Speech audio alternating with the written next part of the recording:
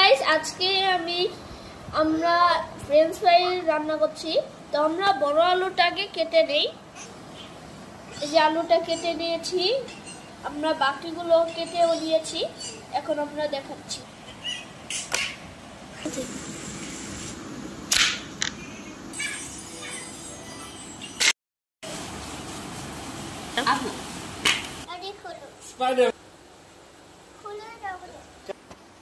আমার ভাইয়ে কি করেছে? ভাইয়ে স্পাইডারম্যান হয়ে গেছে। হ্যালো গাইস, আমরা রান্না করে যাচ্ছি। চলো যাই।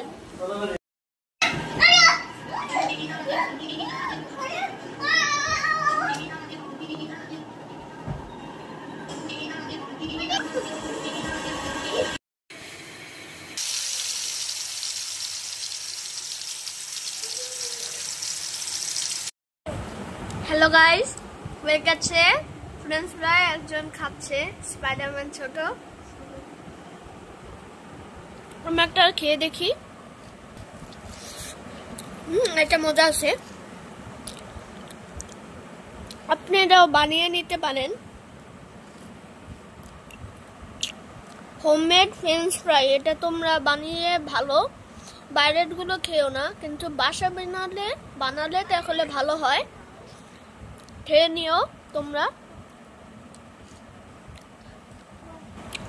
সো